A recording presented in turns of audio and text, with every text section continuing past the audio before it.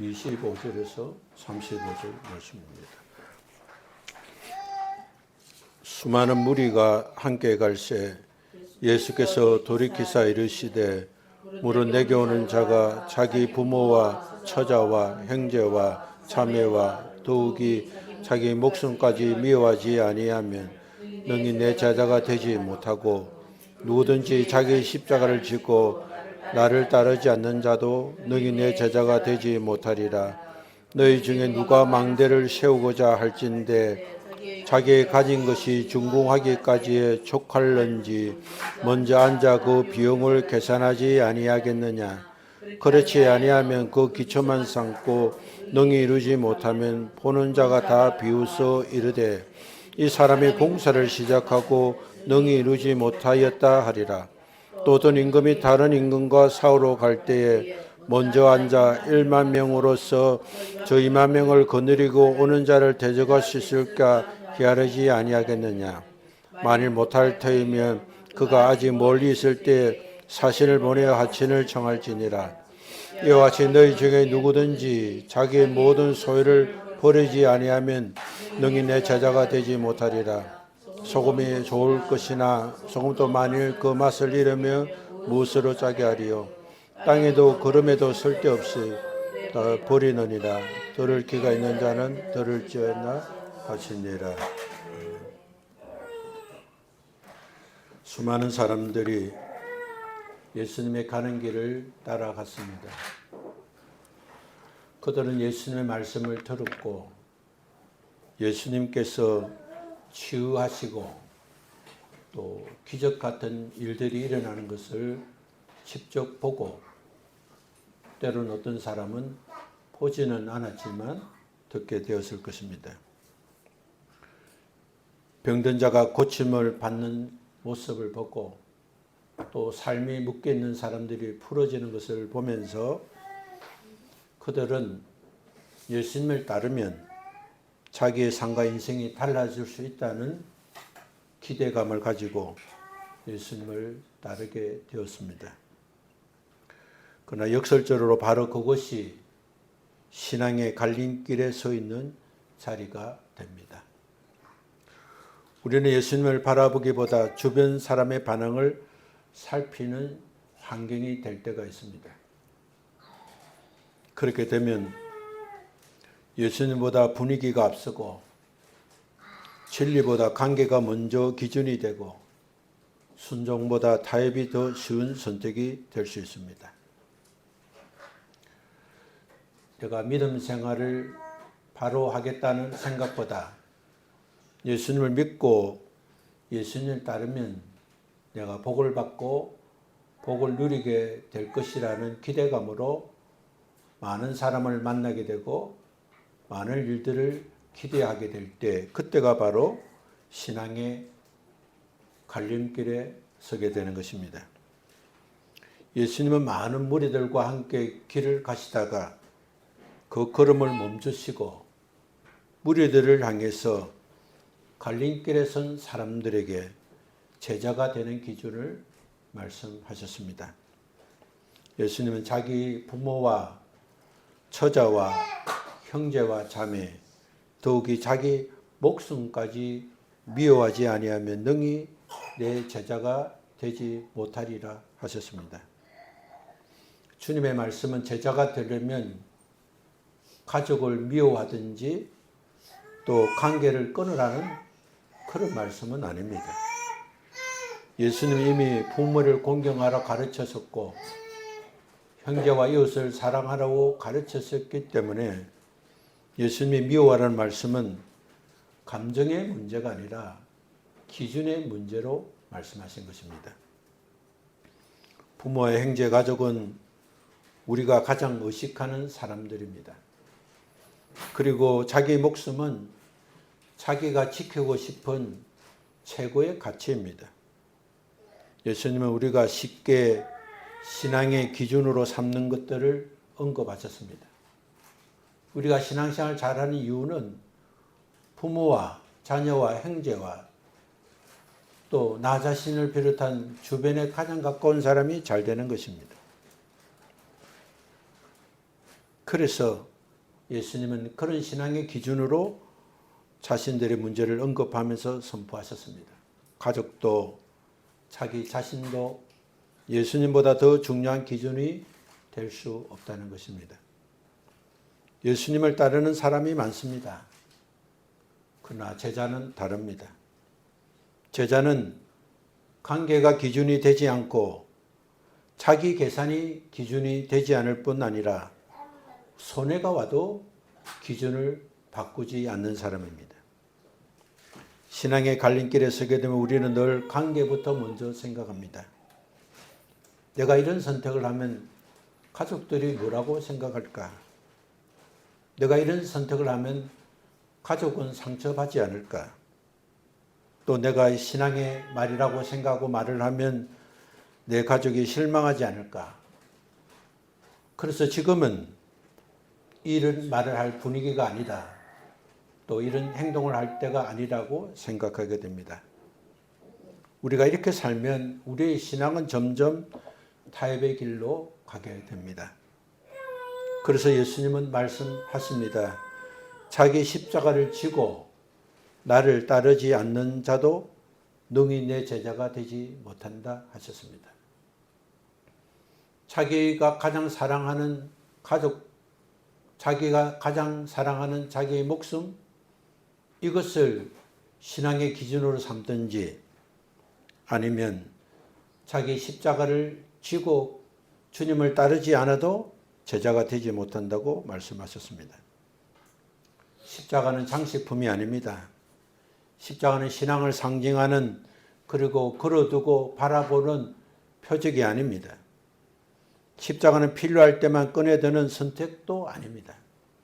십자가는 불편함이고 십자가는 손해이고 십자가는 피할 수 없는 책임입니다.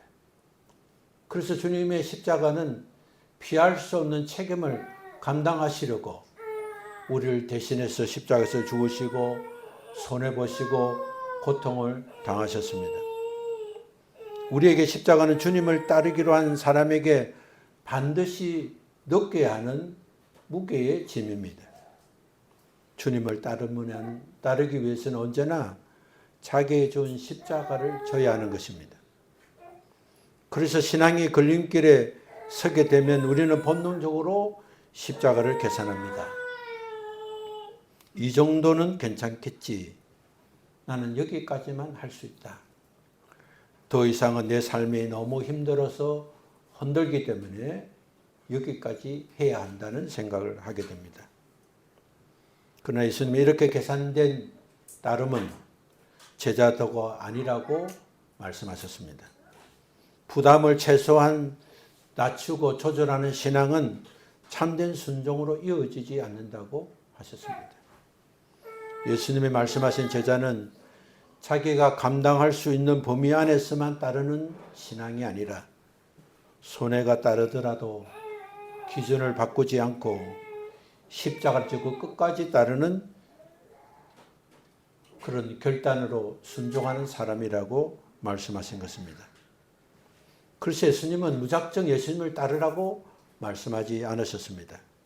오늘 말씀을 보면 오히려 계산하라고 하셨습니다. 망대를 세우는 사람의 비유를 들어서 이렇게 말씀하셨습니다. 가진 것이 준공하기까지 충분한지 먼저 앉아서 그 비용을 계산하라고 말씀했습니다.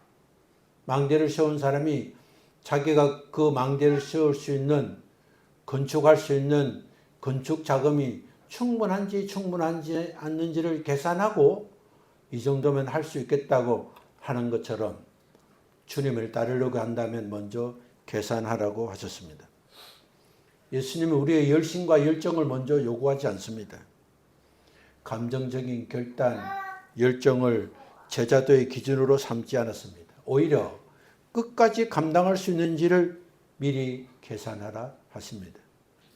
왜냐하면 신앙의 길은 계산되지 않고 가면 중도에 포기하면 그것이 가장 위험한 일이기 때문인 것입니다. 시작은 했지만 끝까지 지키지 못한 신앙, 열정은 있었지만 남은 것은 부끄러운 신앙, 사람들에게 조롱받는 신앙이 될 수 있기 때문에 주님을 따르려면 먼저 계산하라고 하신 것입니다. 그래서 예수님은 우리가 얼마나 열정적인 사람인가를 묻지 않으시고 이 길을 끝까지 갈 수 있는가를 물으십니다. 그리고 이런 계산은 손해를 줄이기 위한 계산이 아니라 손해가 있어도 기준을 바꾸지 않겠다는 각오의 계산인 것입니다. 예수님은 이어서 왕의 비유로 말씀했습니다. 왕이 지혜로운 전략을 가르치기 위한 말씀이 아니라 제자도의 현실을 직면하기 위해서 말씀하신 것입니다. 전쟁 앞에서는 중간이 없습니다. 살 준비가 되지 않고 있다면 이미 패배한 것과 같습니다. 애매한 태도나 미루는 결단은 상대를 막아주지 못합니다. 왕이 전쟁을 할 때 자기가 갖고 있는 군사력이나 장비나 여러 가운데를 미루어 봤을 때 상대의 공격으로부터 이길 수 있는지 없는지를 파악하고 이길 수가 없다면 오히려 화친하고 그가 원하는 것을 미리 줘야 되는 것처럼 예수님을 따르는 제자의 길은 중간지대가 없다는 것입니다. 이기든지 지든지 따를 것인지 아니면 돌아설 것인지 끝까지 갈 것인지 아니면 처음부터 멈출 것인가를 먼저 계산하라는 것입니다. 예수님을 따르는 길은 절반의 헌신이나 조건부 순종으로 갈 수 없습니다. 예수님이 이러한 비유를 통해서 더 열심을 내라는 말씀이 아니라 처음부터 끝까지 갈 각오로 시작하라는 말씀입니다. 그래서 예수님은 분명하게 말씀하십니다. 너희 중에 누구든지 자기의 모든 소유를 버리지 아니하면 능히 내 제자가 되지 못하리라고 하셨습니다. 이 말씀은 가지고 있는 모든 것을 버리라는 것이 아니라 모든 것을 내려놓을 각오로 주님을 따라야 한다는 말씀인 것입니다. 갈림길에 서면 우리는 늘 일부분만 드리려고 합니다. 그러나 예수님은 일부 헌신을 제자라고 부르지 않습니다. 예수님은 마지막으로 아주 무서운 말씀을 하십니다. 소금이 좋은 것이나 만일 그 소금이 맛을 잃으면 무엇으로 짜게 하리요? 소금이 버림받고 소금의 가치를 잃는 것은 소금의 양의 문제가 아닙니다. 소금의 크기의 문제도 아닙니다. 소금의 존재 여부가 문제가 되는 것입니다. 그것은 바로 소금이 맛을 잃는 것이 문제인 것입니다. 신앙도 마찬가지입니다. 신앙이 작은 것이 문제가 아니라 기준이 잃는 것이 문제입니다. 신앙생활 때 열정이 없는 것이 문제이고 전진하지 못하는 것이 문제가 아니라 신앙의 기준을 제대로 알지 못하는 것이 문제가 되는 것입니다. 사람이 모이기 시작하면 내 주변에 사람이 많아지면 내가 원하는 것이 점점 이루어지면 우리는 사람의 눈치를 보게 되고 사람의 눈치를 보는 순간 신앙은 맛을 잃게 되는 것입니다. 사람의 관계가 기준이 되는 순간 신앙은 더 이상 세상을 살리지 못합니다. 신앙의 길에 갈림길에 서게 될 때 우리는 사람을 기준할 것인가?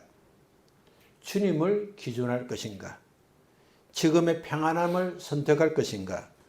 아니면 끝까지 주님의 길을 따르는 자로 선택할 것인가를 생각하고 결정해야 됩니다. 갈림길에 설 때 올바른 선택을 하려면 일상을 감정에 맡겨 사는 사람이 아니라 매일의 삶을 기준을 붙들고 선택하며 살아야 합니다. 그래서 먼저 자신을 점검해야 합니다. 지금 이 선택이 하나님 말씀을 기준한 것인지 아니면 내 행동과 내 사항을 기준한 것인지를 점검해야 됩니다. 사람의 반응과 분위기를 피하기 위해 선택한 것은 정직하게 스스로 분별하고 회개해야 합니다. 관계 앞에서도 마찬가지입니다. 관계를 지키기 위해서 말씀을 미루거나 낮추지 말아야 합니다. 관계를 끊을 필요는 없지만 관계가 기준의 자리에 앉지 못하게 해야 됩니다. 말씀 위에 관계를 세울 때 관계는 바르게 세워집니다. 손해와 불편함에 찾아올 때 신앙이 틀렸다고 쉽게 판단하지 말아야 됩니다. 십자가는 예외 사건이 아니라 주님을 따르는 길에 반드시 따라오는 현실이기 때문입니다. 주님을 따르려고 하면 일시적인 손해와 어려움을 직면하게 되는 것입니다. 그때마다 기준을 바꾸지 않고 끝까지 주님이 주신 기준으로 삼고 자기 십자가를 지고 주님을 향하여 나아갈 때 주님은 그 상을 하시고 주님은 책임지시고 은혜를 베풀어 주시는 것입니다. 그래서 우리의 선택은 시작부터 끝을 바라보고 나아가야 합니다. 가정을 보지 않고 끝까지 주님의 말씀을 우리의 삶의 기준으로 삼고 주님이 원하시는 일을 감정에 쫓아가지 않고 상황에 따르지 않고 끝까지 나아가는 자를 주님께서 제자로 받아주시고 제자에게 주시는 복을 허락해 주시는 것입니다.